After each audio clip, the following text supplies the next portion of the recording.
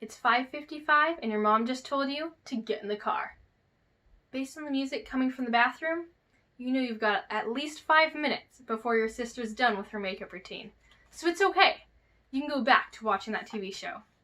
Sound familiar? I know I recognize it from my childhood. I often wondered, is there a way of breaking this cycle? It turns out there is an organized system to do just that. This system is called Lean. Lean is a method of reducing inefficiencies to improve the end product. Today, we will unpack the history of Lean and then discuss what Lean entails. And finally, we will see what happens when someone applies Lean to their business. The fingerprints of Lean trace back to Ford's manufacturing plant. There, he could produce one Model T in 90 minutes. Seiichi Toyota visited this plant to understand his methods. After making improvements, he implemented the Toyota Way back in Japan. That way is now known as Lean. The term was popularized by James Womack, Daniel Roos, and Daniel Jones in their book The Machine That Changed the World, published in 1990. Speaking of Toyota's system, they said lean production is lean because it requires less of everything compared with mass production.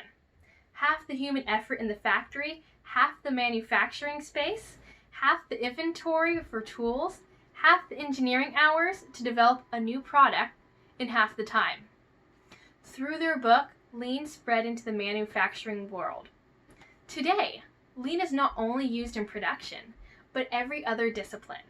According to lean.org, last updated in 2020, in their article, What is Lean? They state, businesses in all industries and services, including healthcare and government, are using Lean as the way they think and do. Lean is useful not only for producing items, but in food industry. It's useful in the offices. It's even useful in private life. So what is Lean? Lean has 3 foundational concepts. The first is to identify your goal. Second, you remove any unnecessary steps.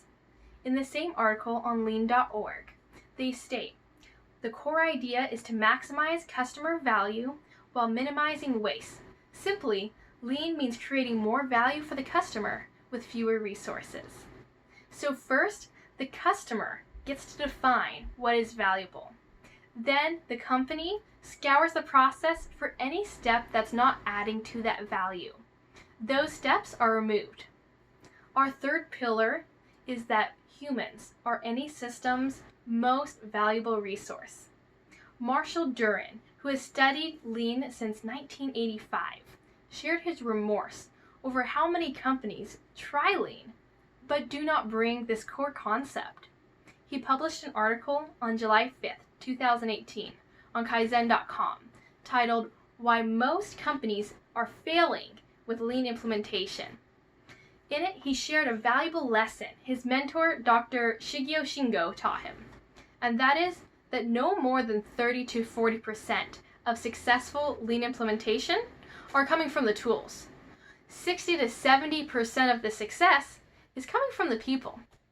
When a company encourages its people to be part of the process, they can share their ideas for improvement, which will show new areas to make modifications.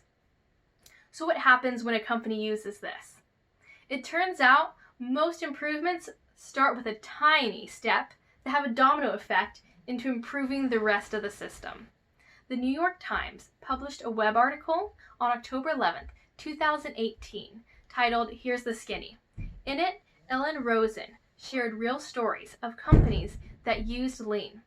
In one story, she shared how a new entry-level employee, Justin Mead, realized he was wasting time each hour just to discard the trash.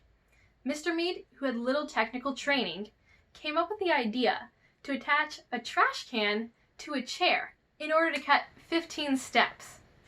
Over the next 6 months, he continued to make improvements along with fellow employees to create an even better version. The result? Shaving estimated 70 minutes from a 90-minute job. That is why so much emphasis in Lean is placed on humans. When an individual finds a drain on the system, they can create a strategic response that will result in a healthier company.